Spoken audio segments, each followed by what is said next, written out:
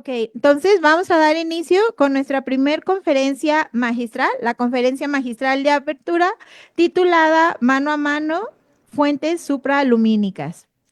Y para ello vamos a tener el honor de escuchar al doctor Félix Maribel y al doctor Luis Felipe Rodríguez. Y me voy a permitir dar una breve reseña de cada uno de ellos. El doctor Félix Maribel nació en Uruguay, es investigador superior emérito del Consejo Nacional de Investigaciones Científicas y Técnicas de Argentina y miembro de la Academia Nacional de Ciencias Exactas, Físicas y Naturales de Argentina. Y también consejero científico en el Departamento de Astrofísica de la Comisión de Energía Atómica y Energías Alternativas de Francia. A lo largo de su carrera profesional se ha desempeñado como un investigador en diferentes instituciones importantes en Estados Unidos y Europa. Ha sido pionero en el descubrimiento de objetos cósmicos como los microcáusares, galaxias infrarrojas ultraluminosas y galaxias enanas de marea. Su trayectoria abarca instituciones como la Comisión de Energía Atómica de Francia y el Observatorio Europeo Austral. Ha recibido múltiples premios, entre ellos el Gran Premio de San Andrés de Francia y el Premio Bruno Rossi de Estados Unidos, además de tener varios doctorados honoris causa. El doctor Luis Felipe Rodríguez es licenciado en física por la Universidad Autónoma de México y doctor en astronomía por Harvard. Es reconocido como fundador en la radioastronomía en México y realiza investigación principalmente sobre el nacimiento y juventud de las estrellas y sobre las fuentes galácticas de rayos X. Su trabajo incluye descubrimientos fundamentales sobre el nacimiento de las estrellas y discos protoplanetarios. Es investigador emérito y doctor honoris causa de la Universidad Nacional Autónoma de México y miembro del Colegio Nacional. Ha recibido numerosos premios también, como el Bruno Rossi de Estados Unidos y el Premio Nacional de Ciencias en México, destacándose por su aporte a la comprensión del origen de sistemas planetarios. Sin más, los dejo con nuestros ponentes. Muchas gracias. Pues es un gran gusto estar aquí y ver pues a tantas caras jóvenes y estar muy contentos de todo. Em, la plática del Nobel estuvo muy interesante, ¿verdad? Siempre son muy estimulantes. Pues sí, como este ciclo de conferencias trata de recordar las cosas que ocurrieron en los noventas y realmente cuando uno mira hacia atrás, parecería que hay ciertas épocas como edades de oro en las que ocurren muchos descubrimientos. Y los noventas pues fueron ciertamente un ejemplo de esto. Ya se mencionaron los exoplanetas, el descubrimiento pues de la energía oscura, la expansión acelerada del universo. Y pues nosotros les vamos a platicar del descubrimiento de un tipo de cuerpos que pues se bautizaron como microcuasares, que exhiben esta ilusión relativista y que es muy interesante, en el que las nubes que expulsan al espacio parecerían moverse más rápido que la luz, pero no hay una violación de la relatividad, es una ilusión de la relatividad especial. Bueno, pues déjenme paso a mis transparencias, a ver si alguien, o las tengo aquí o cómo, o me las van a proyectar. Ah, aquí está, correcto. Bueno, pues le puse yo cuasares y microcuasares, pero claro, para hablar de microcuasares, primero tengo que explicar qué son los cuasares, y es lo que voy a hacer, y luego de explicarles cuasares y microcuasares, voy a pasar brevemente a decirles los resultados que hemos aprendido, en qué ha avanzado la astronomía con estos objetos, los microcuasares. Permítanme. Aquí. Es esta de aquí.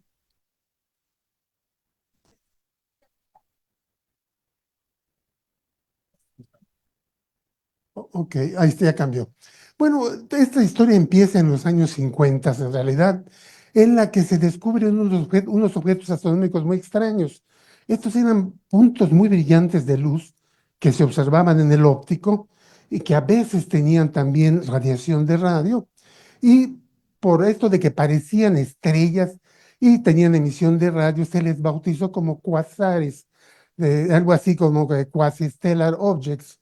Entonces, en las imágenes parecían ser estrellas, pero sin embargo sus espectros eran muy distintos a los de las estrellas. Y esto permaneció como un enigma, y la gente pues, no daba pie con bola, se les bautizó como cuasares, y no fue sino hasta 1963 en que un eminente astrónomo, Martin Schmidt, se dio cuenta de que los espectros ópticos eran simplemente espectros normales, pero estaban tan corridos al rojo que la gente no los había identificado. Una vez que tomaba uno en cuenta eso, reconocía uno de los espectros como espectros normales muy corridos al rojo. Por la expansión del universo, el estar muy corrido al rojo implica que está uno muy lejos de nosotros. Mientras más lejos, más rápida la velocidad de recesión. Y esto entonces implicaba que esos objetos tenían una luminosidad enorme, una luminosidad mayor a la de una galaxia entera, pero estaba viniendo toda la energía de un punto. Entonces, ¿cómo era esto posible? Bueno, de nuevo pasaron los años, ¿verdad? Y finalmente fue quedando claro que lo que pasaba es que en los centros de las galaxias, en todas o en casi todas, existen agujeros negros supermasivos que están acretando material de su entorno. Se forma un disco de acreción y este disco de acreción emite mucha luz, se calienta mucho y emite mucha luz.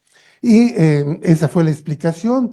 A estas regiones también se les conoce como núcleos activos de galaxias. Y aquí tenemos uno de los objetos importantes, 13273, y en el lado izquierdo vemos un punto brillante de luz, ¿verdad? Sin embargo, nos fijamos que abajo a la derecha hay como un chorro, una estructura lineal, y en la imagen de la derecha lo que se ha hecho es usando un coronógrafo, un aparato que bloquea la luz del objeto central, vemos que a su alrededor hay una como estructura que es la galaxia, de la cual, en cuyo centro está este agujero negro supermasivo que produce muchísima luz y que es lo que llamamos un cuasar. Aquí tienen otro ejemplo. Este es QSO por quasar y la posición, ¿verdad? Y de nuevo del lado izquierdo vemos el punto brillantísimo de luz, un objeto puntual, y a su alrededor vemos algo, y en la imagen de la derecha se ve mejor cómo alrededor de ese punto intensísimo de luz hay una galaxia. Entonces, esta fue la explicación de los cuasares, agujeros negros supermasivos en el centro de las galaxias. A uno le dicen los agujeros negros no emiten luz, lo cual es cierto, bueno, primera aproximación, pero lo que ocurre es que si están acretando materia, se forma a su alrededor un disco de acreción, un disco que va rotando y en espiral el material cae al agujero negro y lo que ocurre es que estos discos, como las partes internas van más rápido que las externas, se establece una fricción enorme en el disco y esto calienta el disco a temperaturas mayores que las del interior del Sol. Bueno, al mismo tiempo que quedaba claro que en los centros de galaxias existen agujeros negros con masas de millones a miles de millones de veces la masa del Sol, en la galaxia a nivel más local se empezaron a descubrir unas fuentes de rayos X. Esto fue gracias al desarrollo de la astronomía de rayos X a partir de los años 50 y 60 y este es el famoso satélite, el observatorio Uhuru, que tantas fuentes detectó y que estableció el campo. Y en la imagen izquierda tenemos a los constructores del detector, ¿verdad? Antes de que fuera puesto en órbita. Entonces, estas fuentes binarias, pues también tardó la gente tiempo en entender qué era lo que estaba pasando. Bueno, pues lo que estaba pasando, ahora ya lo entendemos todos muy bien, ¿verdad?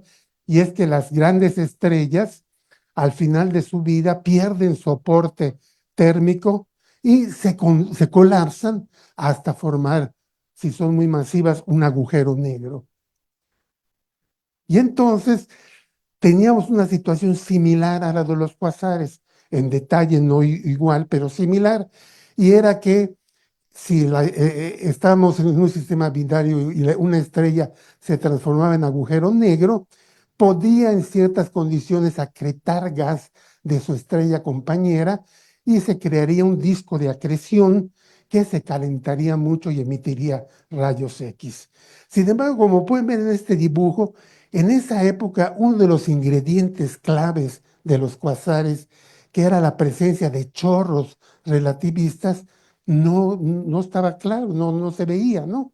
Y por eso, digamos, en este dibujo artístico, pues vemos a la estrella compañera, el disco de acreción y el agujero negro, pero no hay chorros, ¿verdad?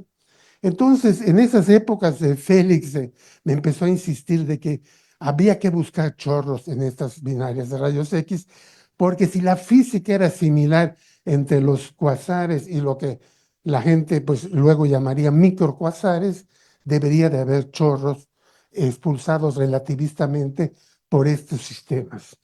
Y comenzamos un programa de observaciones en el Observatorio de Radio, el Very Large Array, el conjunto muy grande en el sur de Estados Unidos.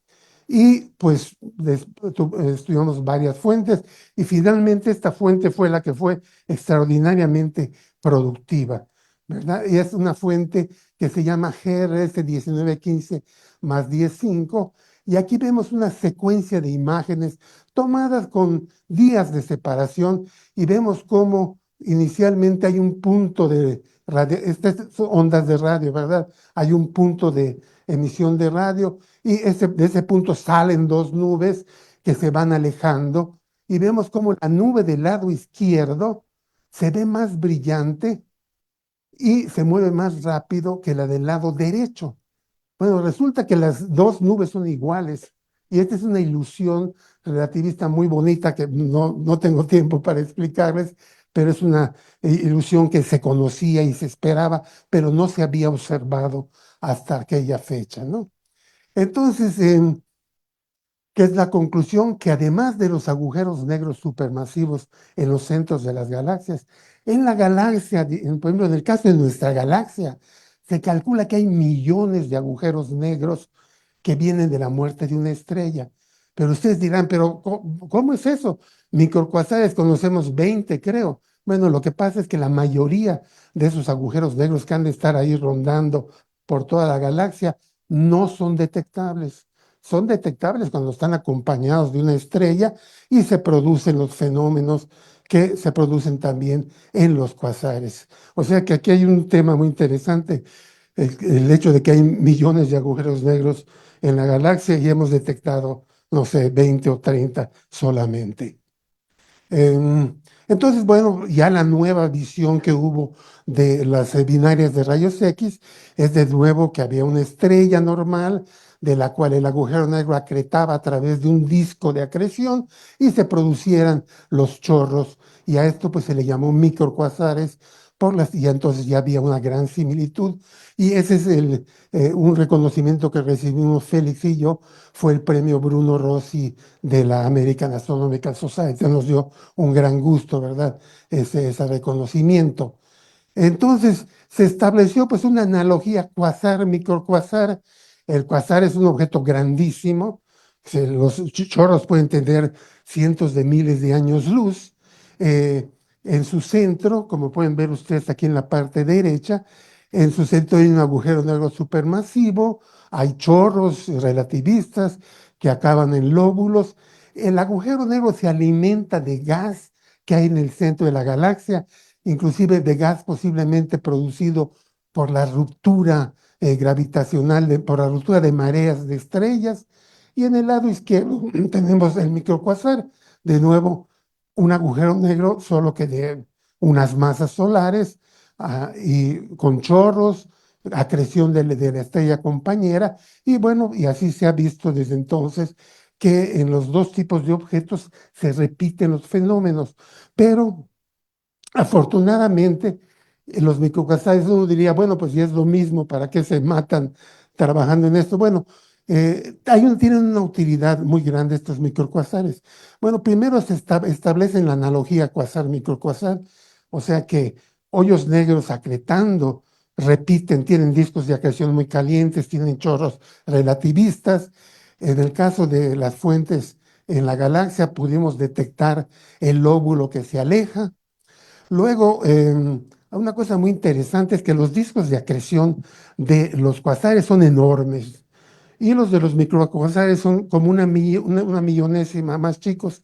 Entonces, variaciones que ocurren en el disco del microcuasar se pueden detectar en cuestión de minutos, mientras que en un agujero, en un disco de un cuasar, tardan años. Entonces, uno, como dijo un colega, los microcuasares ofrecen la oportunidad de relatividad para los impacientes. Uno puede estudiar variaciones de un microcuasar en minutos, mientras que en un cuasar van a tomar años o décadas y pues ni siquiera va uno a poder terminar su tesis de doctorado, ¿no?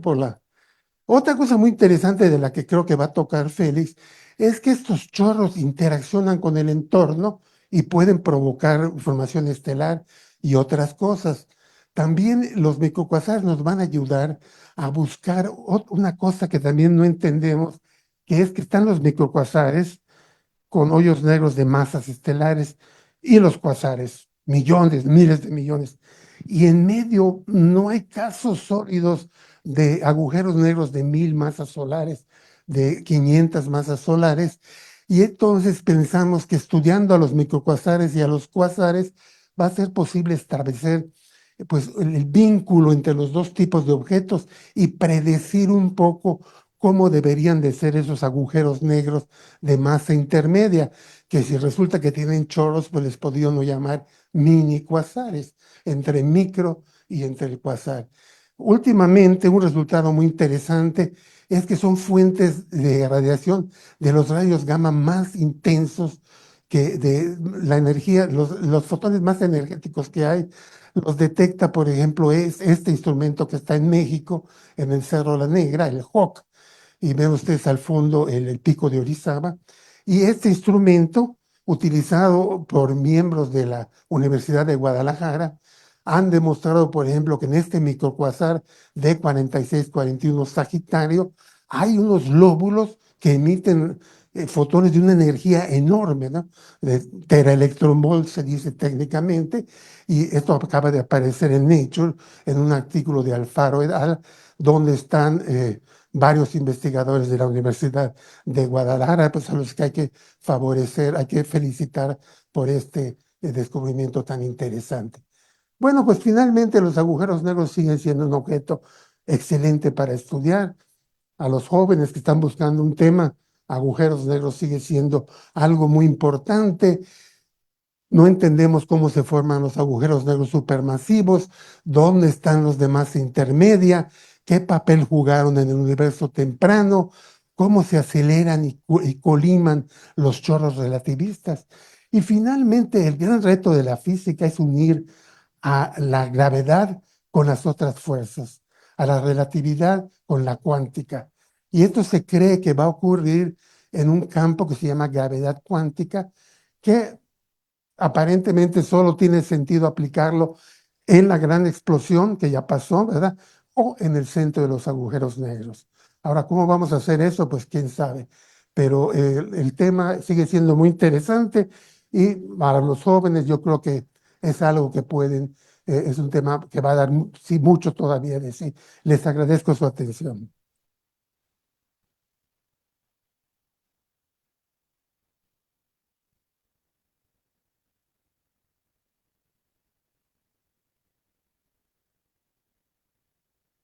Muchas gracias. Vamos a continuar con nuestro siguiente ponente y una vez que él termine, estaremos en la sesión de preguntas, ¿va?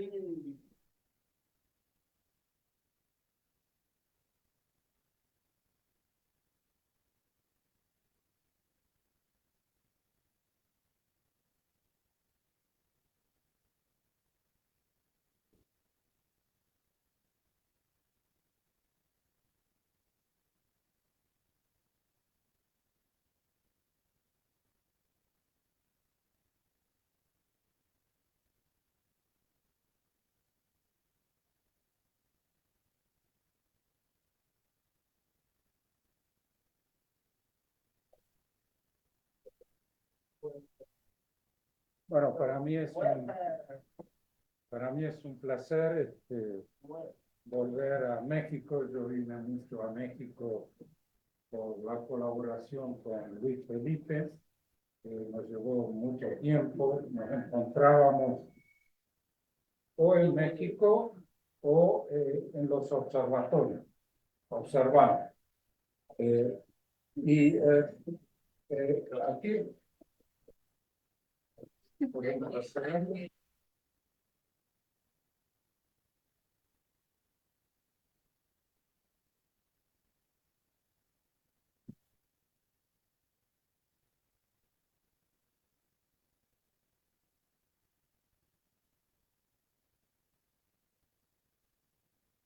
Eh, yo voy a comentar sobre un aspecto primero, y es que estos agujeros negros sabemos que son capaces de devorar estrellas, y es un tipo de fenómeno que ya se ha encontrado en muchos casos, y ustedes pueden ver eh, que el proceso es cuando las estrellas se acercan a un agujero negro que está en el centro de una galaxia. Las estrellas comienzan a ser destrozadas hasta que llegan al agujero negro. Eh,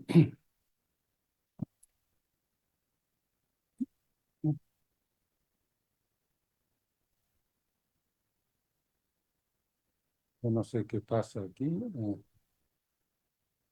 Okay. Y en el imaginario colectivo, los agujeros negros son eh, percibidos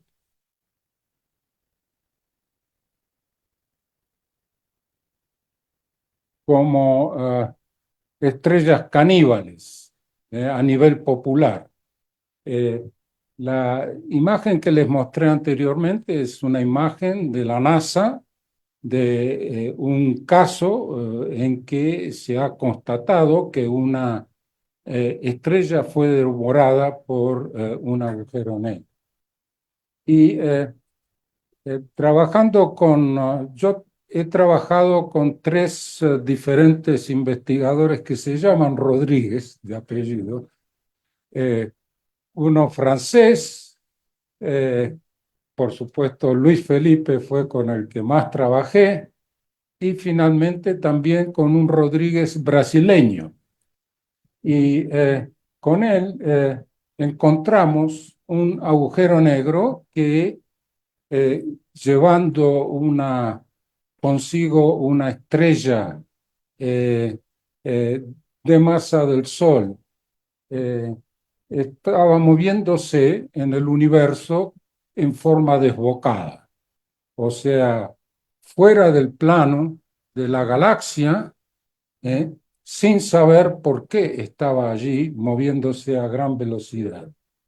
Y ustedes pueden ver cómo este descubrimiento fue mencionado en Los Angeles Times, que es un agujero asesino que se está desplazando en el cielo, y también como eh, Irapuan Rodríguez es brasileño, la Fola de Ciencia, que es el periódico más importante en Brasil, del estado de São Paulo, eh, también hizo planteos muy dramáticos sobre este descubrimiento.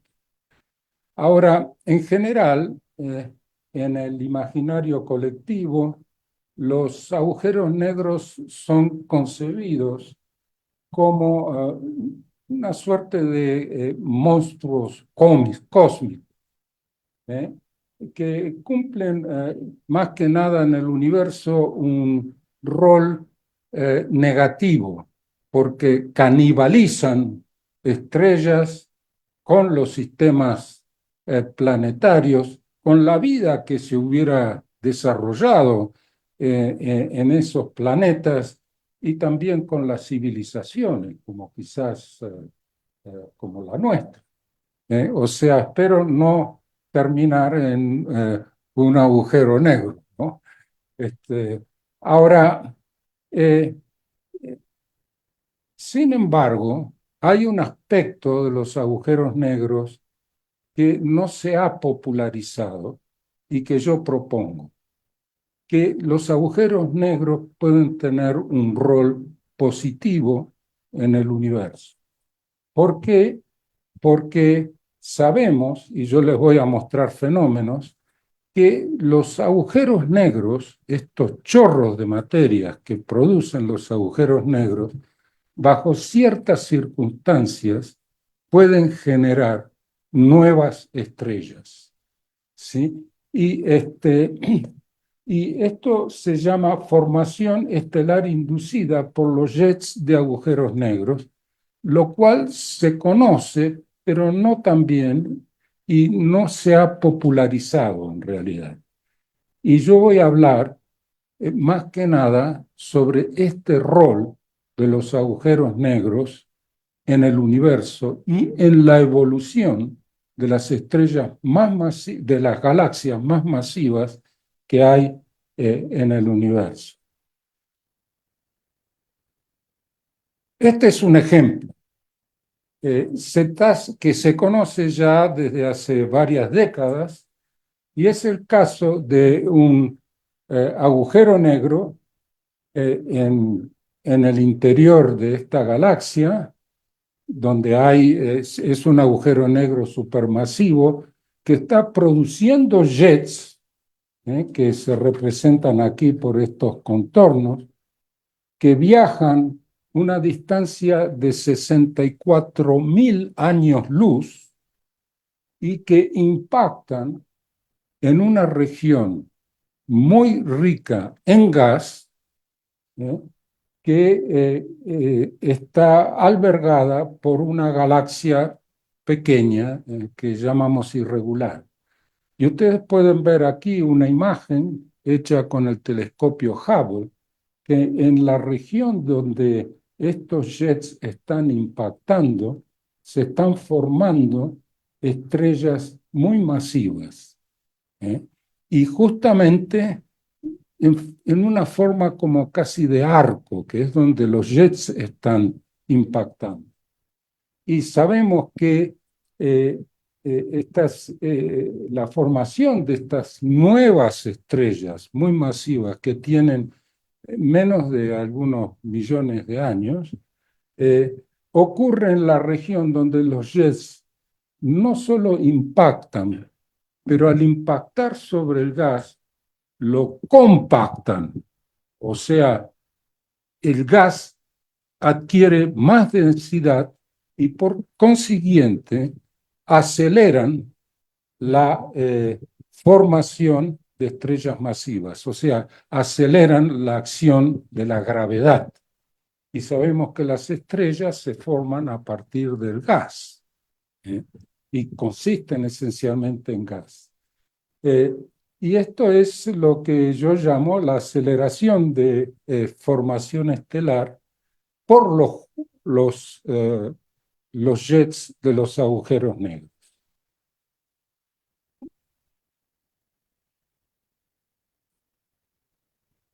Ahora, justamente la misma fenomenología que yo les mostré se sabe que está ocurriendo en la fuente de movimientos superlumínicos de la cual habló Luis Felipe Rodríguez. Yo no voy a tener tiempo para describir todo esto, pero estos son, ustedes recuerdan la imagen que mostró Luis Felipe, que hizo la cobertura del magazine Nature, y a Luis Felipe se le ocurrió explorar qué es lo que hay alrededor de este agujero negro. Y muy sorprendentemente se encontró que a lo largo de los ejes de ese jet que parte, se ubican dos regiones a distancias de aproximadamente 120 años luz, regiones con formación de estrellas masivas. Eso nos impactó, además porque en radioondas se encontró que en la región esta de formación estelar que mejor se puede estudiar, una estructura de choque del gas. Ustedes ven que es como si hubiera un choque a lo largo de la dirección de los jets que provienen de este agujero negro acretando a distancias de 120 años luz. Son distancias enormes. Y una de las cosas que no sabemos es cómo esos jets pueden conservar la direccionalidad, porque hay gas que deben atravesar. Y es una de las grandes cuestiones que no entendemos todavía, pero se observa. Eso se está observando. Y eh, en esta región ustedes pueden ver que este choque en la nube de gas eh, eh, es producido por jets que llegan a esa distancia proveniente de ese agujero negro. Más recientemente, se ha descubierto que a lo largo de la misma dirección se ha formado gas molecular, o sea, gas frío y muy denso, que sabemos que a partir de él se forman estrellas masivas. O sea, que se ve aquí en esta emisión, estas son observaciones, la emisión oscura es corresponde a la región donde se está formando gas muy denso y sabemos que a partir de ese gas se tienen que estar formando estrellas. Y lo que vamos a hacer es con un nuevo telescopio espacial que se llama el James Webb Space Telescope, vamos a tratar de trazar, de observar las estrellas que se han formado, de las nuevas estrellas, y que tratar de caracterizarlas. En esta región sabemos que debe estar formándose un cúmulo estelar de 200 masas solares. O sea que se está formando un cúmulo de estrellas masivas, pero que esto lo inferimos a partir de la física en el medio, los efectos que debería haber para que se caliente el gas y el polvo en esa región. Lo que queremos es entonces con ese telescopio, que yo voy a describir en forma somera, identificar ese cúmulo y estudiarlo en detalle. La importancia de este mecanismo de formación estelar inducida por agujeros negros, yo propongo, y otra gente también comienza a proponerlo, pero yo lo he propuesto, debería haber jugado un rol muy importante para la formación de los agujeros negros muy temprano en la evolución del universo. Ahora, ¿cómo se forman los agujeros negros que se encuentran con masas entre 3 y 40 masas solares, que se encuentran ahora como fuentes de ondas gravitacionales cuando se funden, cuando se encuentran y se funden? Ahora, ¿cómo se forman esos objetos? Eh, eh, lo que hemos estudiado es el primer agujero negro que se descubrió en la historia de la humanidad, que es la fuente de rayos X número 1 en la constelación del Cisne. Esto se descubrió en los años 50, 60. Y en realidad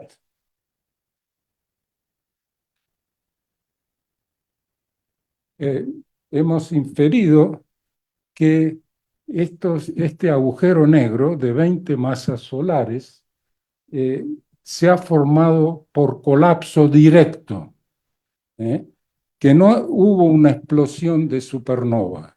Y eso lo sabemos porque el sistema Cygnus X1, después de su formación, ha quedado anclado y moviéndose conjuntamente con la asociación de estrellas masivas a partir de las cuales se observó. Se ha observado. Ahora, sabemos, como Luis Felipe mencionó, que los agujeros negros, además de los agujeros negros de origen estelar, existen agujeros negros supermasivos. Y la cuestión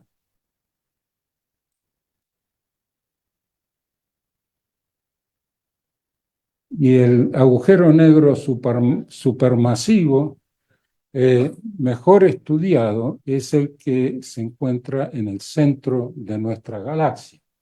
Aquí yo le muestro que tiene una masa de aproximadamente 4 millones de masas solares, y en esta imagen se muestra la región del centro dinámico de nuestra galaxia, donde hay un objeto que oscila en luminosidad, ¿sí? ¿Y cómo sabemos que tiene 4 millones de masas solares? Por el modo en que se mueven las estrellas alrededor de ese objeto sumamente masivo.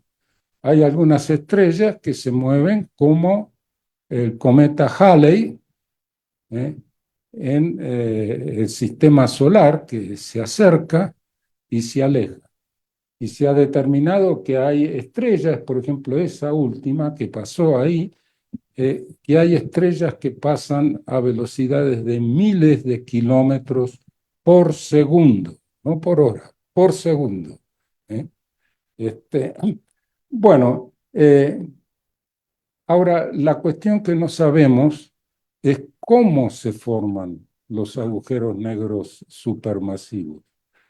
Y recientemente se ha descubierto que se habrían formado en épocas muy tempranas del universo. Habrían comenzado a formarse desde épocas muy tempranas del universo. Y entonces, para descubrir cómo se han formado estos agujeros negros, se lanzó, o sea, las primeras estrellas, agujeros negros y galaxias, se lanzó al espacio hace 3 años un nuevo telescopio espacial que actualmente se encuentra a una distancia de 1,5 millones de kilómetros de la Tierra. 1,5 millones de kilómetros de la Tierra. Cuando ese proyecto estaba en preparación, yo sinceramente no pensé que iba a ser exitoso, porque para que sea tan exitoso y no haya habido ningún error, hubo que pasar más de 1.000 pasos, y si uno de los pasos fallaba, todo el proyecto se iba al tacho. O sea, colocar un telescopio de la dimensión de este, que tiene un espejo de de 6, sí, un espejo de 6 metros y medio, y colocarlo a una distancia de 1,5 millones de kilómetros, como se ha logrado, es un gran éxito científico y tecnológico. Ahora, yo aquí lo que muestro es, para que entiendan un poco, es una representación esquemática de la evolución global del universo, tal como la entendemos hoy en día. A partir del Big Bang, cuando el universo alcanza una edad de aproximadamente 400.000 años, la materia y la radiación se desacoplan, ¿eh? y, eh, y se comienzan a formar los primeros átomos de hidrógeno, como otros pocos, como el helio y otros, y el litio. Y se inicia un proceso que se llama la época oscura del universo, que dura hasta los primeros 200, 300 millones de años, cuando comienzan a formarse las primeras estrellas, agujeros negros y galaxias. Y justamente este telescopio, este nuevo telescopio espacial, que es el James Webb, fue lanzado para estudiar en este periodo de evolución del universo cómo se formaron las primeras estrellas, los primeros agujeros negros y las primeras galaxias masivas. Y luego continúa la evolución del universo hasta alcanzar 13.000 millones de años. Ahora, en los últimos 3 años, desde que fue lanzado al espacio el James Webb, se ha producido una gran revolución y han habido resultados inesperados. En primer lugar, en el universo primitivo, que está explorando, que es esta parte, es una de las fronteras de la cosmología, ha encontrado cantidades en exceso a las esperadas de galaxias masivas con agujeros negros supermasivos, o sea, con masas de 1.000 millones de masas solares, cuando el universo tenía solamente 300 o 400 millones de años. El universo actualmente tiene casi 14.000 millones. Y lo que no se entiende es cómo esas galaxias y agujeros negros se podrían haber formado cuando la edad del universo era tan temprana.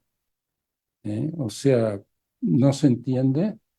Y además se han apagado algunas de estas galaxias muy rápidamente, cuando el universo tenía menos de 800 millones de años. O sea, que los agujeros negros y las estrellas, las galaxias masivas, nacieron en forma muy precoz, lo cual no era esperado, y además han evolucionan muy rápidamente, crecen en masa muy rápidamente. Y esto es una gran sorpresa que ha producido el James Webb.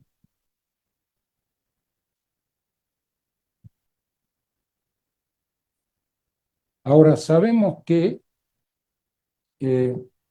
en todas las galaxias masivas que se encuentran cerca de nuestro planeta, toda galaxia masiva contiene un agujero negro supermasivo en su centro. Como las ciruelas que se llaman Mirabel. En Francia se llama Mirabel. Se pronuncia como mi apellido. Y yo, cuando trabajaba en Francia, si alguien me preguntaba cuál es su apellido, tenía que decir Mirabel, sí, con solamente una L, por favor.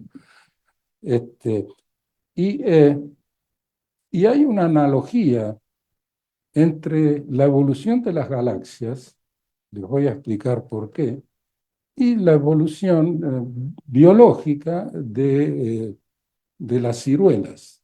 O sea, del mismo modo que todas las galaxias tienen un agujero negro supermasivo, no hay ciruela sin un carozo, ¿no es cierto? El cual contiene la semilla a partir de la cual se va a desarrollar la ciruela. Y la pregunta siempre es, bueno, ¿qué vino primero, el carozo o la ciruela? ¿Eh? En este caso, para esta ciruela en particular, fue el carozo, ¿no es cierto?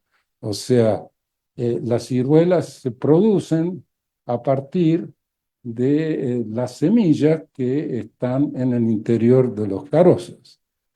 Ahora, en el universo actual, se sabe que los agujeros negros y las supermasivos y las galaxias masivas deben haber coevolucionado. O sea, de algún modo estuvieron en una relación muy íntima el crecimiento de los agujeros negros y el crecimiento de las galaxias, de las primeras galaxias masivas.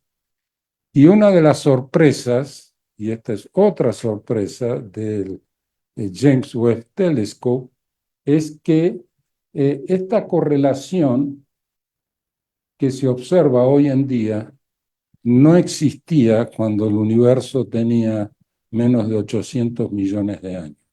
O sea, los agujeros negros eran sobremasivos, más masivos que lo que se esperaba de acuerdo a lo que se conocía ya de las galaxias más cercanas. Entonces, lo cual sugiere que las semillas de agujeros negros masivos se forman por colapso directo, que los agujeros negros se formaron antes y además crecieron más rápidamente que las poblaciones estelares y, en definitiva, que los agujeros negros supermasivos han regulado la evolución de las galaxias masivas. Y uno de los más recientes descubrimientos que confirman la hipótesis que yo propuse es que, un minuto, sí, bueno, que confirman esto es el descubrimiento de las primeras galaxias que se habrían formado, que las han llamado Little Red Dots, porque son extremadamente compactas, y además algunas de ellas contienen ya agujeros negros supermasivos en formación. O sea que estos Little Red Dots albergan agujeros negros con masas entre 10 a la 5 y 10 a la 8 masas solares. Y serían estos agujeros negros, estas galaxias, estos Little Red Dots, los progenitores de los cuasares, de los cuales nos habló Luis Felipe. Ahora, para terminar, la conclusión es que la retroalimentación, el mecanismo astrofísico de retroalimentación de estrellas, o sea, de creación de nuevas estrellas por los jets de agujeros negros, debe haber acelerado la formación de las galaxias masivas en el universo primitivo que se observa con el James Webb.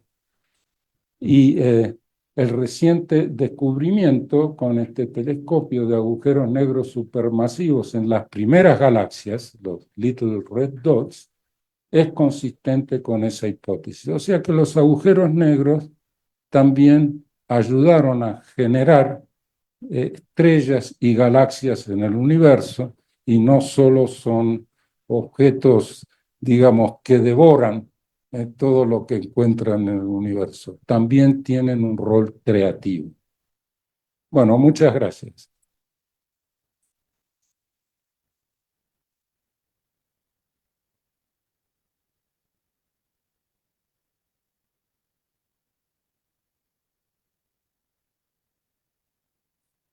Ya, vamos a pedir también al doctor José Luis si puede pasar aquí al frente. Tenemos no mucho tiempo, unos cuantos minutos para ver si tienen alguna pregunta para cualquiera de nuestros dos ponentes. Gracias.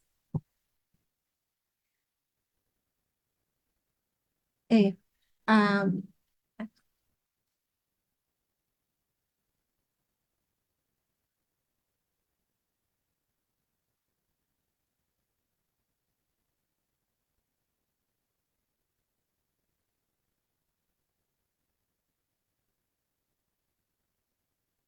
Yo soy primero. Bueno, gracias. Pues hay todo un zoológico de núcleos activos de galaxias y se le asocia a cómo vemos el agujero negro. ¿En estos microcuasares se observa también cosas semejantes?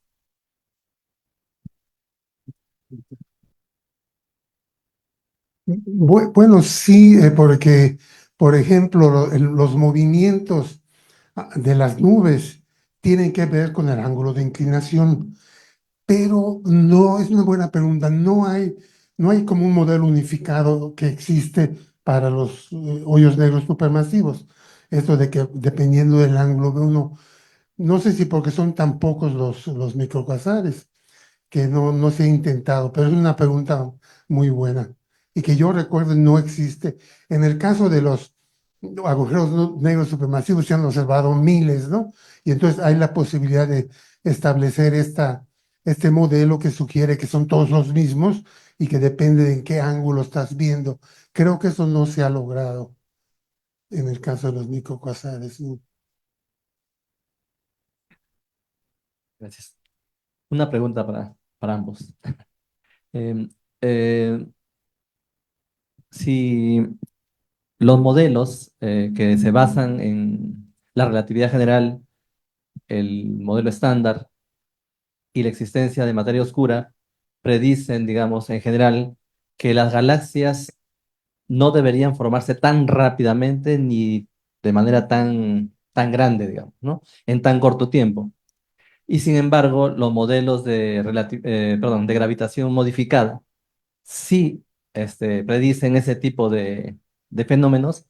¿Por qué creen ustedes que en general, digamos, la comunidad siempre tiende a favorecer más, ¿no? El modelo relativista que el modelo de gravitación modificada, si efectivamente está haciendo la predicción correcta? Yo te dejo a ti a responder. Bueno, lo que ocurre es que ambos modelos tienen sus problemas. Y entonces es una pregunta también muy interesante porque en efecto la mayoría favorecemos porque como que lo entendemos más, o sea, es una sola ley, la de la relatividad general, y existen estas partículas adicionales que darían más gravedad, aunque ya hace 50 años que las estamos buscando y no las encontramos. Y yo pues, en la prensa veo uno algo muy en contra del modelo del modificado, luego otro a favor. Entonces siento que los dos modelos no están del todo aceptados, pero sí es cierto que la mayoría de la gente favorece el modelo de materia oscura, ¿sí?